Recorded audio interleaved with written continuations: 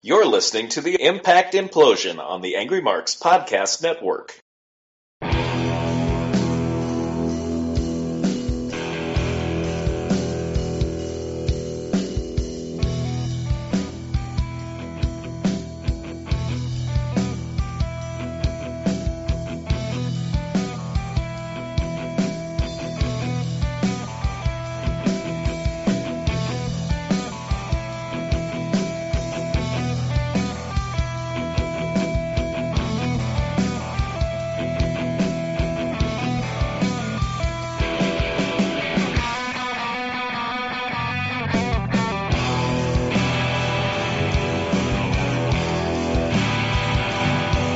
It is November 12th, 2014, and it is another episode of the Impact Implosion.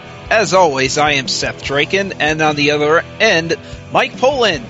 Hello, folks. If there is any news, I got something here. There is a belief amongst many that have spoken that a TV deal has been launched, signed, and will be announced shortly, but we have yet to independently confirm that. In other words, they're not sure if TNA's got a new TV deal, but it should be confirmed shortly. Yep, that should be good. We can get that question out of the way.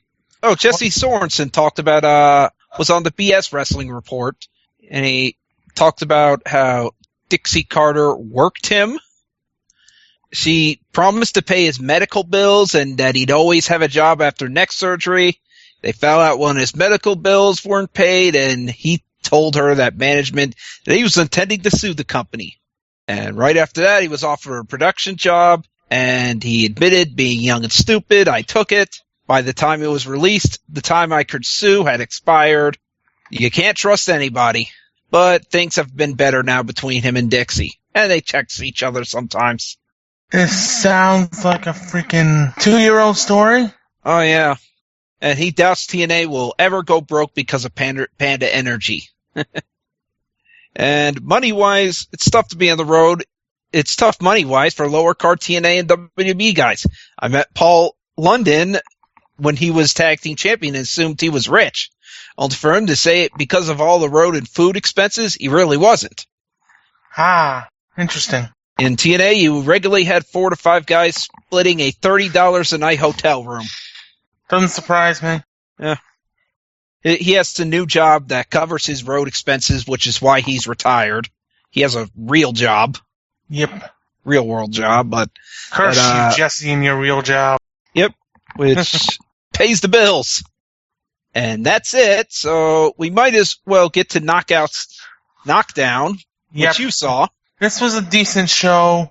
We started off with Rockstar Spud and interrupting Jeremy Borash and saying there was an MC who's EC3, of course, and they basically introduced all the aspiring knockouts. They try to turn this into a dating game with Spud, but he's like, I don't like women. I've never had a girlfriend. And then they get to Rebby Sky, who has the best line of the whole thing, where she's saying she's from Queens, and Spud cuts her off and says, "You know, there's only one queen," and she comes back with, "It isn't you, is it?" Oh boy! And then we just get the setup for the matches, and our first match is Gail Kim versus Veda Scott, which on paper seems like kind of a big mismatch because I know Veda wrestles in Shimmer and elsewhere, but I haven't really seen much of what she can do in that situation. And she did well, but of course she falls to Gail Kim, and Gail wins with Eat Defeat and advances into the main event. Then we have Angelina Love taking on Scarlett Bordeaux, Scarlett Bordeaux was one of the valets for the House of Truth a while back, and she should pretty much stick to valeting because not good wrestler. I've heard about that. Yeah. And Angelina easily wins with a little distraction from Velvet, which she didn't need. She wins with the Botox injection, which I've always found funny that that's her move because it certainly looks like she uses the Botox quite a bit. Kind of like Kong using the implant buster on like Tracy Brooks to debut the move. Use it on somebody with implants. Oops. Good work. Great work. Anyway, speaking of Velvet Sky, she's up next against Rebby Sky, and this is actually a better match than I was expecting because The Battle of the Skies. the skies are falling. Because neither one of these, I've seen these two do like 6-man matches in Northeast Wrestling, and basically their match, they're both like they're valets, and basically Velvet's the heel, Rebby gets the win via roll up after Angelina sprays Velvet with hairspray by mistake, and Rebby advances. So Matt Hardy has a little stroke in the company. Yep. If they end up getting picked up, I'm sure she'll get a contract. Oh, of course. What was next? I don't remember. It wasn't Mia Yim and Brittany. That's later. Taryn and Carly Perez was next. And this was also okay. Who's Carly Perez again? Yeah. Maxine or something? Oh, is that her? Okay. Yeah. So she's not too bad. And Taryn gets the win and advances with the RKO out of nowhere. Which looks a little bit better than when she tries to pull it off against Gail Kim. But anyway. Next up was Mia Yim and Brittany, which was very good. Probably could have been longer. And if TNA stays in business, I hope Mia Yim also gets signed. Because she's very good. And she ends up with the win with some weird roll-up variation. Which brings us to, I want to say, Brooke ODB Tessmacher versus Deanna. And Brooke was a heel here. Which I'm not sure when and how that happened. But Deanna Purrazzo. But Brooke gets the win with that weird that back suplex into a faceplant thing that she does. And our final match going in is ODB versus Marty Bell, which Marty Bell gets the win with a roll-up. I didn't actually get a chance to watch this match. Yeah, I'm looking this up. Deanna was apparently has been wrestling for over a year in New York, and it's rumored that she was recommended to TNA by Tessmacher herself. Interesting. Yes, by the way, they did a segment earlier on in the show, which is the same one I kind of glossed over earlier, where they ended up putting Marty Bell and Spud together for the night. And after the Marty Bell ODB match, Bell basically dumps Spud, and Spud has a breakdown on the microphone. You were supposed to be my girlfriend. We're in a relationship on Facebook. Means nothing, Spud. Sorry, bud. Better luck next time. Yep. He challenges ODB, and basically the night doesn't get any better for him. Because he loses.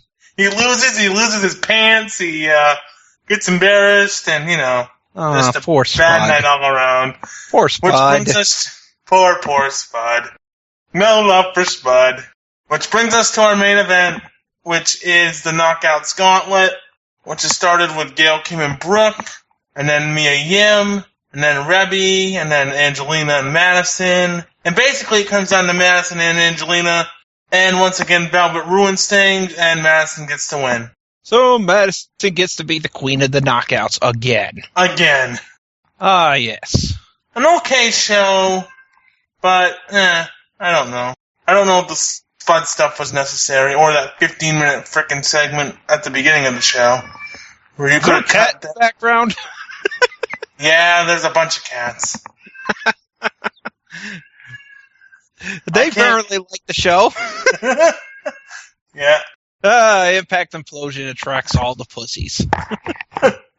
I wish that were true. I wish it was just more than cats it was attracting. I know. In any event, let's move on to Impact. Yep. Basically, we start the show with Lashley, who's looking for MVP, and Kenny King's like, hey, I don't know where he's at. Lashley gets mad and throws a trash can at the wall. Yeah, MVP's not there. He's doing a magazine shoot or something. Yeah. That's what they came up with. Then James Storm comes out with Sonata and Manic, and he's like, I've been making an offer to Davey Richards. I want my answer now. So the Wolves come out, and Avey says Storm needs to know the answer is. Davey grabs the mic, teases some tension because he can speak for himself, but then Davey says, the answer's no. You're out of your mind.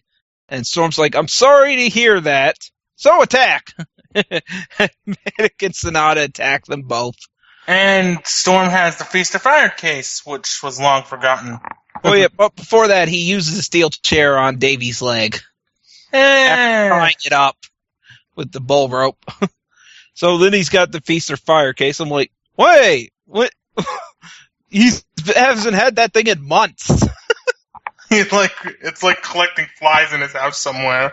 Now, for people who do not remember, that was should be everyone. EC3 originally won the tag team Feast or Fired case. He challenged Gunner, who won the world title Feast or Fired case, in a briefcase versus briefcase match. Gunner won that match with the help of James Storm, and then Gunner gave James Storm the tag team title briefcase with hopes that they would tag team up and win the tag titles. Of course, that didn't happen. James Storm nobody turned likes on him. Gunner, and Yeah, Gunner, James Storm turned on him. That feud started, and everyone forgot about that tag team title briefcase until now. And that all started 10 months ago. But anyway. Yep. More than a year in the making. For the forgotten briefcase. Anyway, Storm goes for the easy cover. Davey kicks out. Wasn't it Eddie that kicked out, or was it Davey? No, it's Eddie, because I think Davey was out the whole match.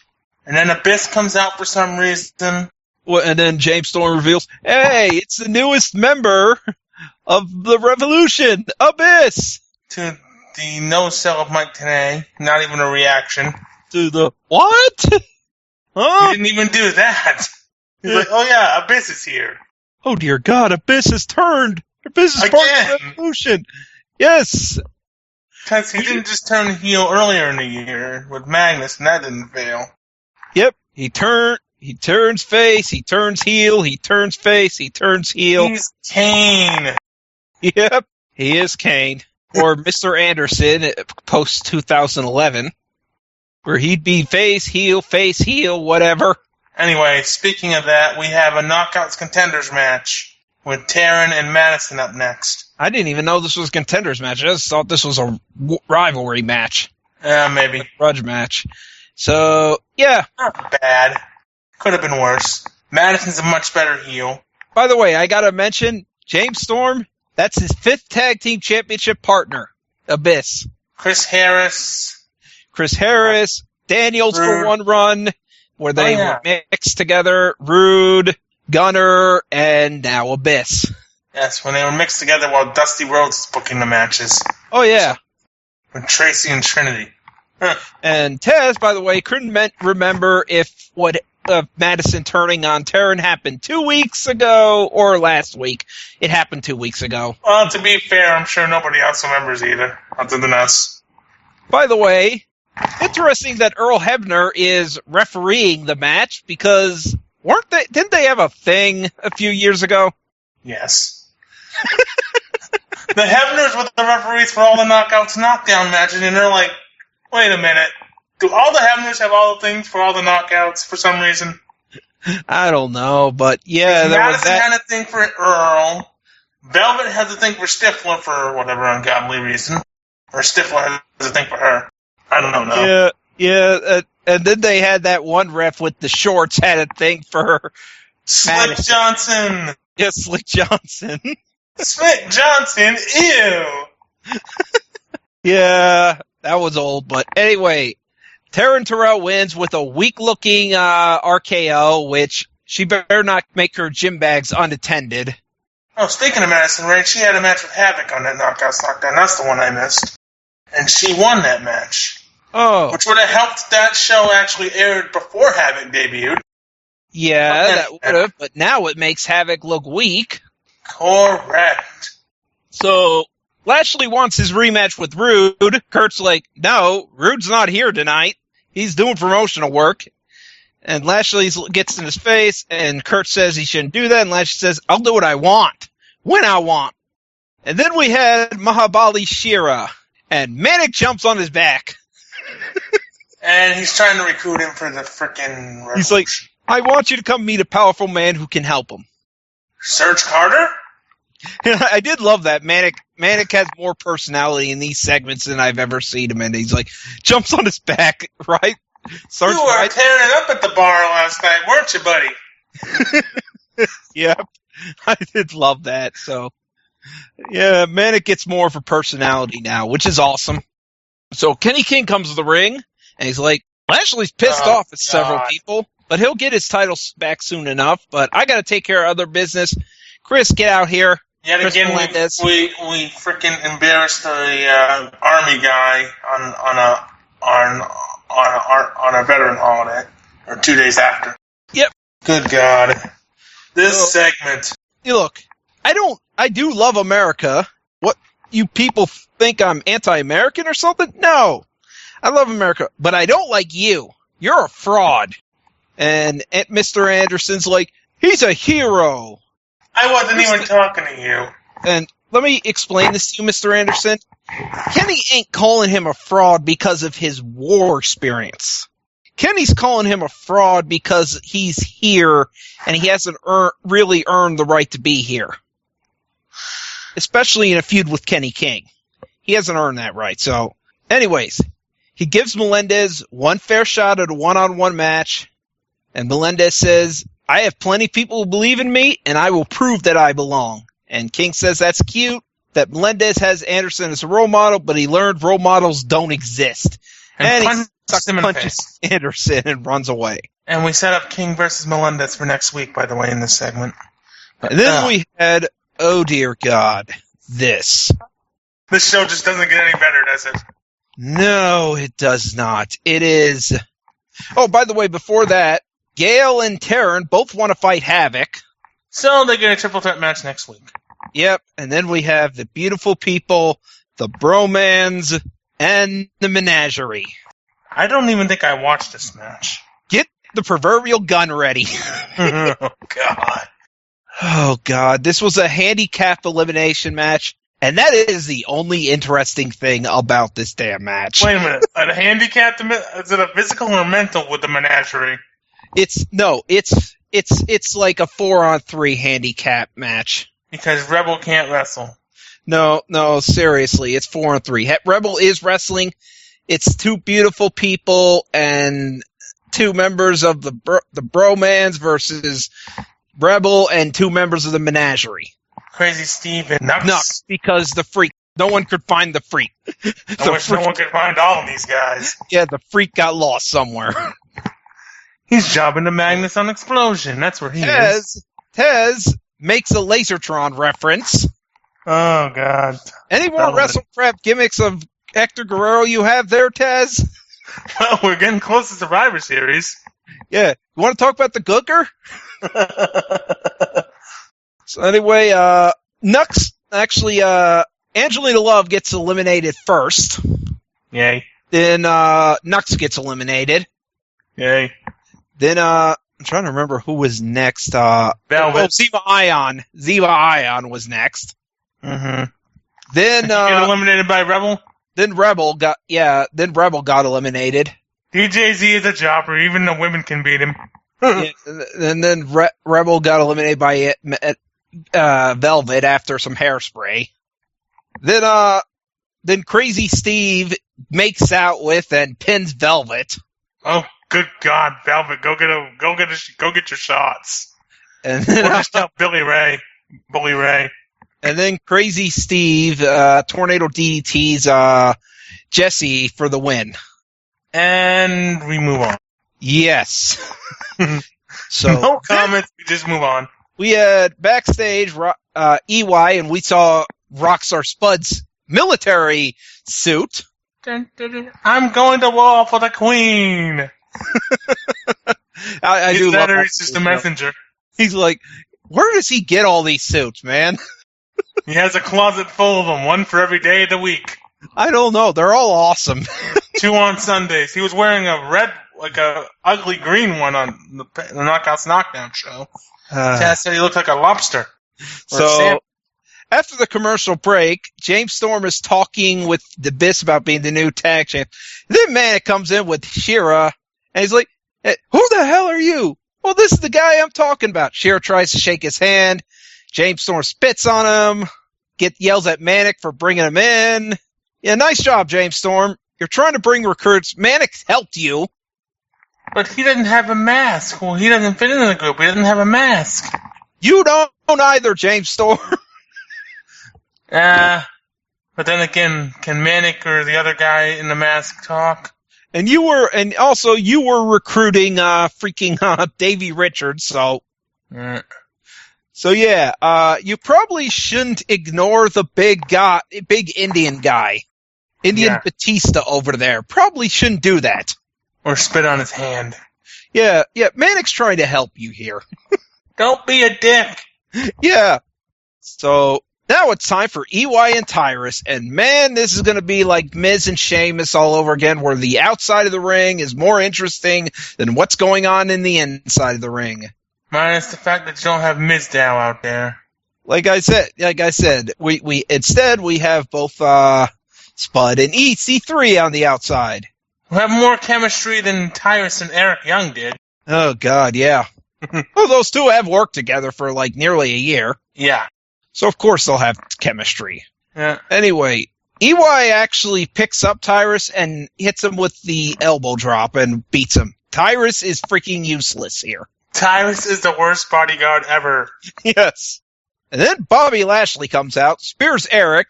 And Pillmanizes his arm. Yeah, he chokeslams Spud. Yeah. Why would Spud stay in there? I was hoping Lashley would actually spear him and just cut him in half. Boom. You know, grabs a chair, stomps on Eric's arm with it, then hits him with the crossface and yells out for Bobby. And then Austin Aries makes the save. Austin Aries makes the save. Mm-hmm. Basically challenging the big man to an impromptu match, which it really isn't, because if you completely forgot, this was freaking advertised. This was advertised during all the That's what I hate, when they set matches up that were already announced to begin with. I know. Seriously. Don't promote matches that you're going to forget about and set them up in a segment anyway. Then Shaw and Brittany are backstage, and Brittany tells Shaw that Gunner came onto her, and that pisses Shaw off. Can you blame him? And here comes Samoa Joe, who they mentioned was injured who was injured last week. I didn't see where he got injured in, but apparently he's hurt. It doesn't really look that bad, but apparently bad enough that Joe has to forfeit the title, because that's what the fans deserve better than a champ who can't compete all the time. Dig at Brock Lesnar. Yep. Complete dig at Brock Lesnar for that. And he's going to vacate the belt. Someone's going to win the belt, but whoever wins it, he's coming for them. And then we had Bram challenging Tommy Dreamer to a promo where he sounds like someone's dad. I want to fight you, Tommy Dreamer. Yeah, basically. I want to kick your dinosaur ass. So then it's time for Sam Shaw and Gunner, and a sneak attack opens the match. Geez, Gunner, Sam Shaw's not in the ring. Brittany's out there talking to you. I wonder where Sam could be. He's next to the aisleway. Yeah, seriously, you don't look there? You didn't hear Shaw's music? He's out there. You didn't see him through one of those television that he was hiding? Gunner is an idiot. And then, by the way, Shaw does that little finish stupid submission thing, and we find out his one weakness is the turnbuckle. Just as every heel. Yes. And then Taz says one of the stupidest things I have ever heard. Even by Taz standards? Yes. Well, this is a no DQ match, so that means only steel chairs are allowed. Die! Duh? Huh? Weapons are not allowed, they're encouraged. Only steel chairs are allowed. No tables, no stairs, no, even though they use the stairs, no crowbars, no whatever, just steel chairs. No DQ match. I thought that was a chairs match. Well, anyway. Taz lost his mind. So Gunner gets the crap beat out of him, but Gunner goes all John Cena and wins. Yeah, so someone really should have won this match, but no, we got to have Gunner Cena here. Super Gunner. Yep, Super Gunner. Dun, dun, dun. So then we have our main event, which is Austin Aries versus Bobby Lashley. Decent. And if you want, once again, WWE TNA to ape WWE, here's Bobby Lashley destroying Aries and hitting him with the move over and over and over and over and over again, which in this case, it's the belly-to-belly suplex. For Lesnar, it was the German suplex. Taz putting over how Lashley's suplexes are different from his. for some reason. Yeah, or Magnum TAs, or franchise Shane Douglas. Or Yokozuna. Or here is a Bellator shill by TNA, which I was wondering if they were going to do that since they're almost out. But apparently they do. Lashley spears Aries on the outside. Match ends in a double countout. Lashley don't give a damn. He puts him in the crossface with the chair. Screams for Bobby. Officials have to break it up. And that's how we end the show. Terrible. You give this a D. I really don't know. The C- to a D, it's close because, there's really Lashley nothing. Aries is okay, but there's really nothing else. Yeah, this really wasn't very good. This wasn't one of Impact's better shows. These Bethlehem tapings have not been very good. No, they haven't. Although last week's one was okay. Right, Although yeah. I gave that one a C too. I think I did too. Yeah, these shows really are not that good. I get more jokes from these shows than anything else. Yep. But, TNA is trying to get a TV deal. I'm hoping they're using their Hammerstein shows as leverage and not these shows. Oh God, yeah, but TNA, you gotta understand. You know, WCW, when they were ending their run, they had some storylines. They had plans. You look like you're just going through the motions. Yep, pretty much. Unless their big plan is to push Bram. As a hardcore guy, yeah. And maybe EC3 and Spud. I think so. Apparently next week, based on Twitter, we get EC3 and Spud. Hey. And I think Spud should be the one that ends EC3's streak, but Won't happen. Probably won't, yeah. In any event, we move on. It's plug time.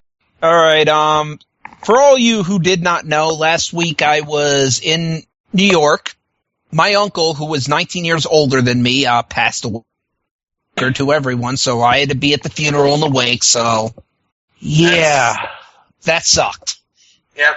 That sucked, and he might have been one of my youngest, may have been the second youngest uncle I have, by only a few months. So, yeah. That sucked. That hurt the whole family. A lot of turmoil going down there, so yeah, that wasn't fun. So anyway, what do you got? Well, earlier this week, by the time you guys listen to this, it'll be Thursday probably, I did a podcast for the Place to Be Nation with Stephen Graham, as we looked at some of the great tag team champions from the 1979 to about 1991, which got posted today. Stephen Graham, that name sounds familiar. He was a writer at Angry Marks. People should listen to that at PlaceToBeNation.com. And we'll probably have part 2 at some point. We're not sure when. And then this coming weekend, IWE is in Skowhegan, as Skowhegan's own Sean Killian, along with Boston Bad Boy Jason Rumble, will challenge Primal Inc. for the tag titles, as well as Jivin' Jimmy and Aaron Anderson to take on the New Leatherheads, and Scotty Vegas to defend his IWE title against a mystery opponent. And then December 19th, Main Event Wrestling returns to Fairfield, Maine, with 2 triple threat matches announced, as the Minutemen and Knuckle Busters and the team of Sonny Roselli and Roadblock will battle it out. And in the main event, it'll be a title versus title triple threat match. Jason Rumble, Mark Moment, Scotty Vegas, plus much more. And that's all I've got for right now. We should also talk about the British Boot Camp a little bit. They have 6 finales, 6 finalists. Kaylee Ray, Grado, Dave Mastiff, Mark Andrews, who I saw at King of Trios. And I'm trying to look at the final guy. Nikki Storm? No, it wasn't Nikki Storm. Nikki Storm didn't make it, sadly. I'm trying to look it up. The final 6.